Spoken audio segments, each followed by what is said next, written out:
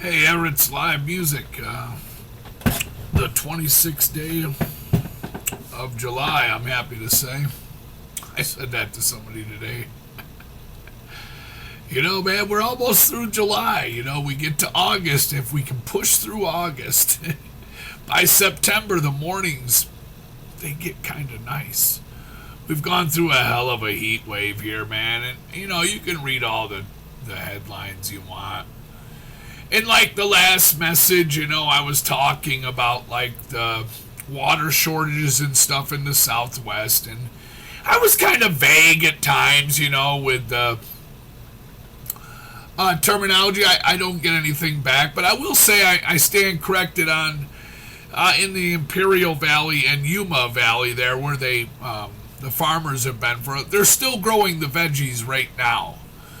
There was talks about that. I think that was because it was a couple of years ago that we hit that breaking point for the Southwest here at like off of Lake Mead.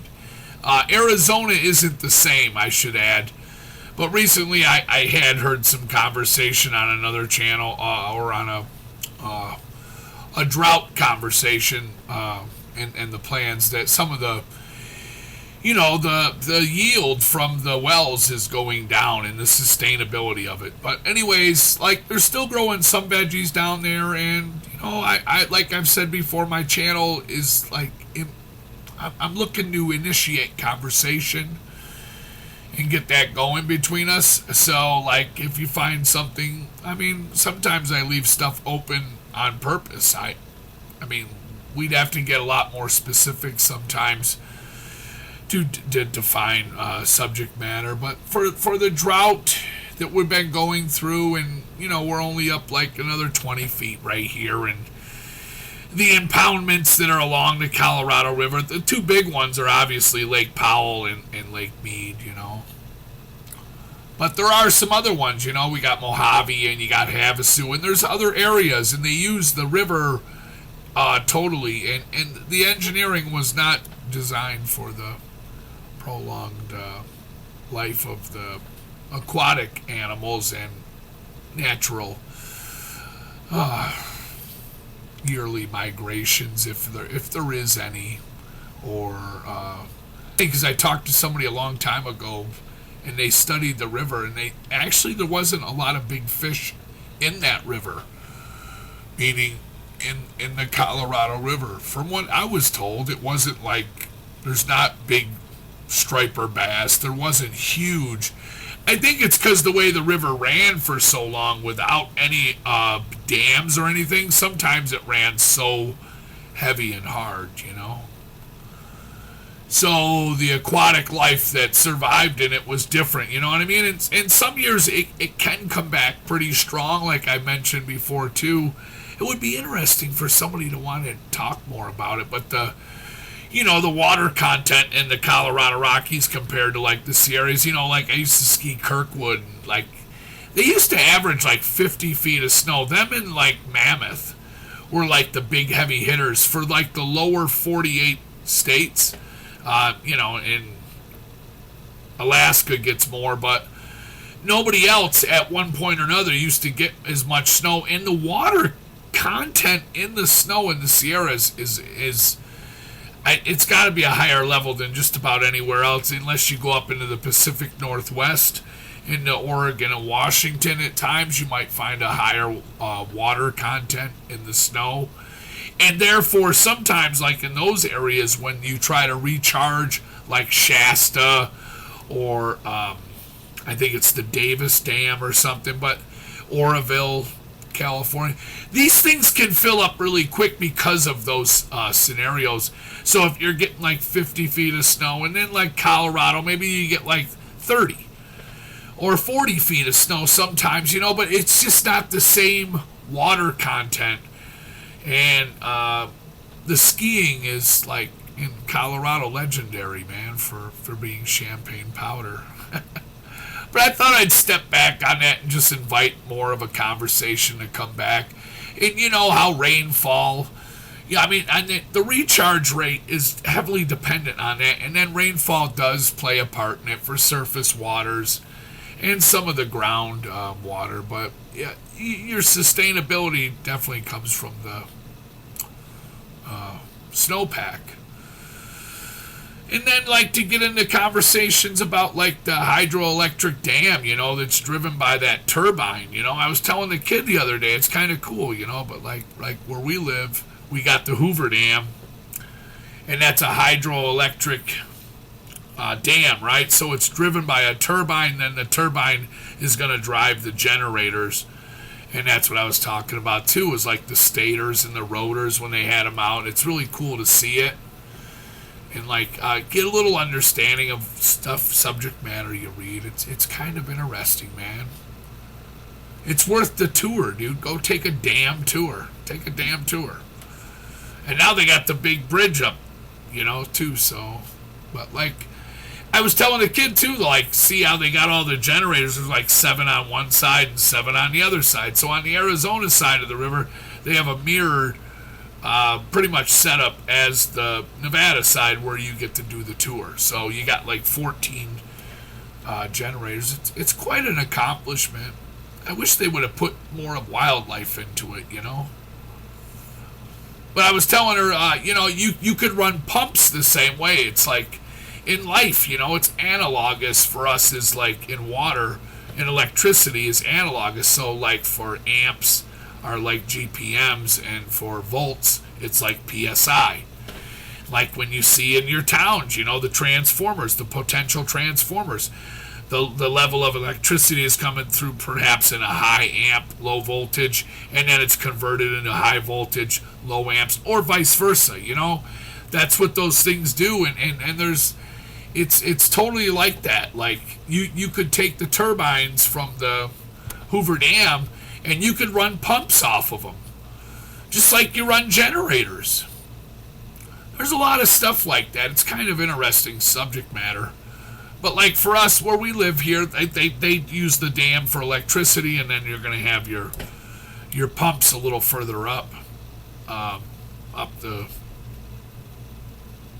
leg of the lake for the leg of the Colorado River, And then you're going to pump you can pump like up to 600 million gallons a day into the Vegas Valley. Normally it's around 300 million gallons a day, I think, is the last I had looked. This was some time ago, and I think their electric bill is higher than any electric bill you ever heard of. They pay like over $40 million a year, I think, with last I had looked, it was in the 30s, but with the this was some time ago, but now with the increase in pricing and everything, right, and all this money that drives everything, I mean, it's well over $40 million a year. That's like gnarly and wild, and it's a pretty cool like subject matter to talk about it. But the other day I did go to a class, like recently. I go to these and I check them out, and I cherry pick some stuff, just like, and that's the important thing to remember too, is my subject matter is not to be used without consent, and fact check things, because I don't, like I say, I leave stuff out sometimes on purpose, but then other stuff, like I had heard, that they had stopped growing veggies, and I think what happened was they started threatening. But the farmers down there in the Imperial and Yuma Valley, they're grandfathered in, man. And what's happened to us here in the West is, you knew all this stuff. The information was there, and we've decided to live life through a life of expansion and growth. So we're slaves to the dollar, rather than slaves to science. Not even slaves, just like, dude, you'd be like, that's what I believe in. I mean, and the scientists, they can't be that, and we just continually ignore them. The other day when I heard on PBS, it's a couple days ago now, so if you want to check it out, they do speak about like the future, and it's wild to hear like Native Americans have no rights, not anything in concrete. And the Navajo Nation that lives off of the Colorado River is the largest, I believe, reservation population-wise for the United States of a Native American tribe. How can you not have water rights? I think they were beat a little while back when they applied for like some concrete rights, and they wanted more water, I think, and they were denied. But I'll express again and again, I don't know why we don't take a break. And when I hear the politicians talk, it's more of like we're going to negotiate and stuff. It's really unfortunate. So I'm not afraid to say it. More specifics could be researched, and we could find out subject matter to support this for just the future of the West Coast. I mean, it's not a build it and the water will come type thing. I understand sometimes when you're trying to get something going, like maybe a show, but this is not the kind of show that you build and just hope the water will come.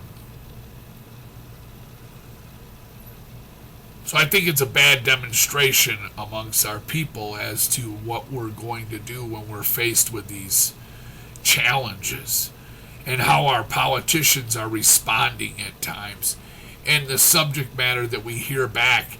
And I was happy to hear, and I would be, that there was someone throughout the report that came in to talk about like nature having a place at the table, but the table keeps moving. I was really happy to hear him say that, because nature has taken the back seat for so long. But if you catch some of this and you listen to it, and then you can have a better understanding, because I'm not going to retain all the exact facts. I'm just someone that believes we need to change.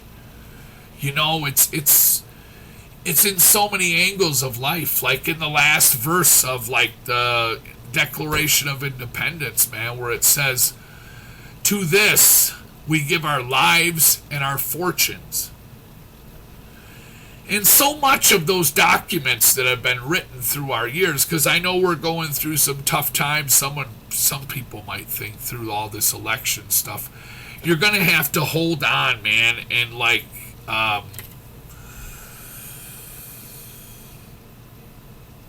take it for what's happening, man. If all you do is dive into that and you miss the big picture of what we're looking at for our future, developing areas, shortages of waters, predicted further droughts and extreme weather patterns, and what is our plan as a people is what we want to know. We don't want to be misled and fright. I think we are misled in the Southwest. I stated it the other day on that we are misled, I believe. We have to want to change the way we live. And that means like everybody having a different feeling a little bit of life. But I think it's a warranted conversation, and when I heard him speak the other day about how they have tools in place and things, and they just need to get to the table and negotiate again, I think it's wrong, and I think our people are being misled again and again. The water had not been secured before the development started, even through the drought. So all I can say for our people is that, and like at the end of that Declaration of Independence, I'm cherry picking like many things. We could do this every day, but like that's what I support. The documents that were written, they were written really well, I believe. They were well crafted and drawn up by our forefathers in a time of desperation for freedom, for a new idea of life, and we have changed that, and we have stretched it beyond its well-meaning, I think, and totally walked over it at times. But when it says we give our lives to this and our fortune, I wonder why sometimes so much of what we've done, so many struggle, we have not given what we said we would. So, you know, if you think about that for a moment, and take time to read about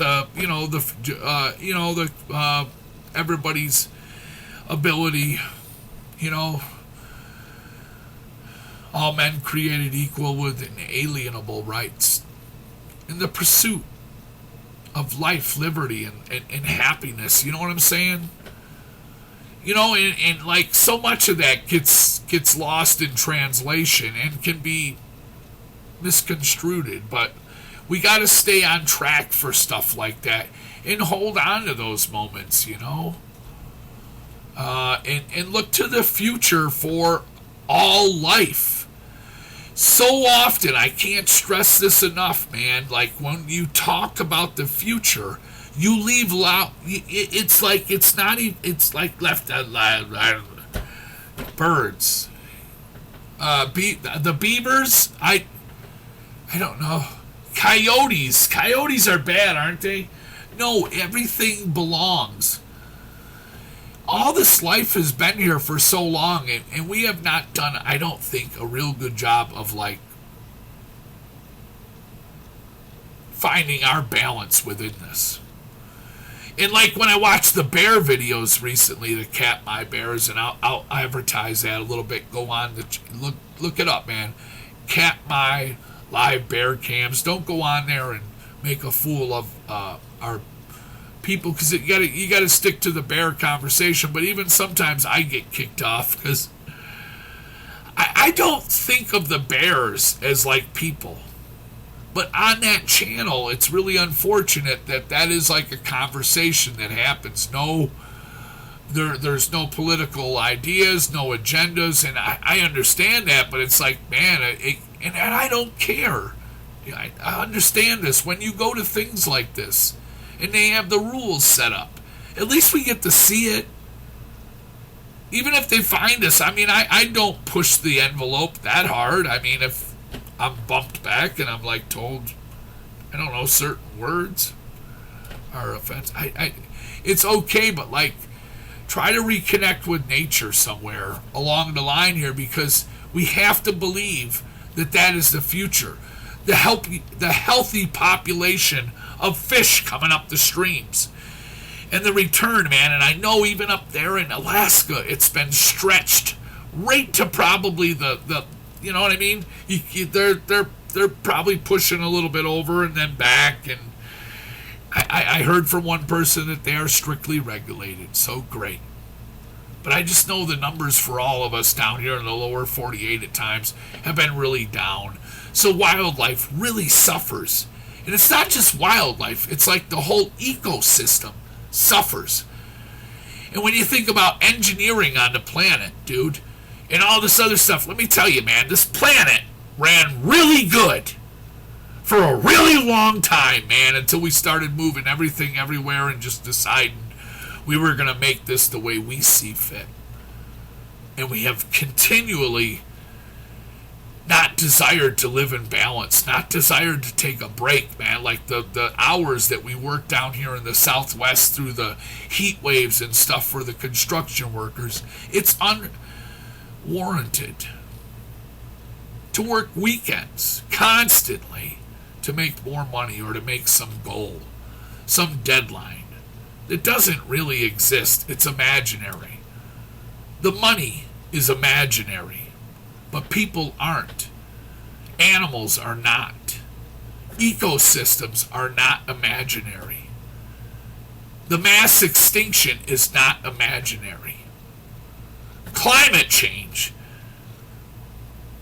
that has been heavily influenced by people is not imaginary. The first thing we do, man, is like accept all that for what it is. Accept our past is like, we are young as a species.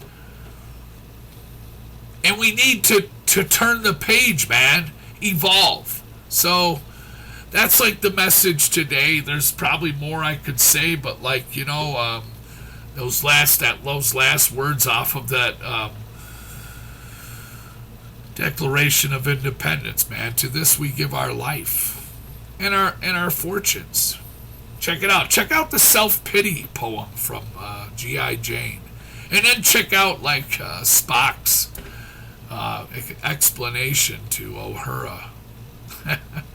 I don't like to cherry-pick movies, but, like, I don't know how to, like, I do it with the kids sometimes, you know.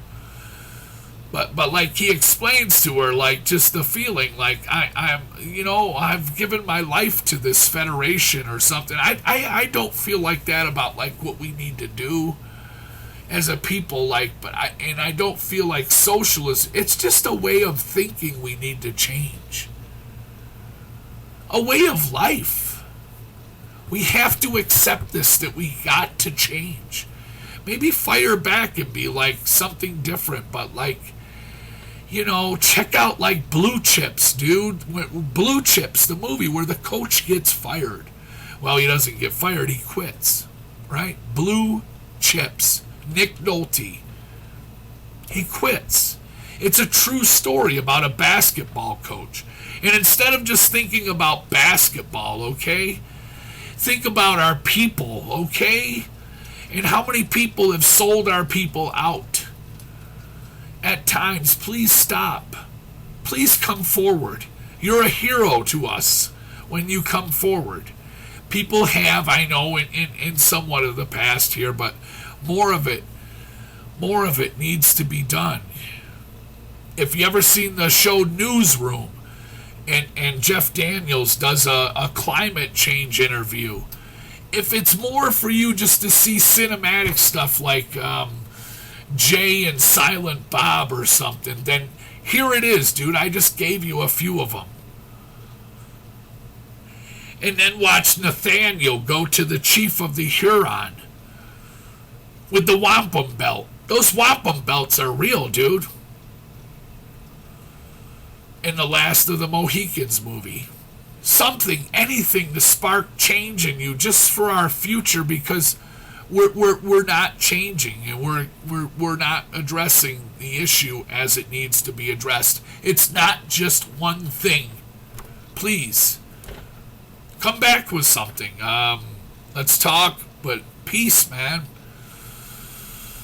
We just went through some of the hottest weather, I think. I'm sure they'll come up with some other degree, but the reality of what's happening, if you check out any of that stuff and then try to come back, and we as a people stay on an educated level with one another. We don't need a movie. It doesn't hurt to see it sometimes done.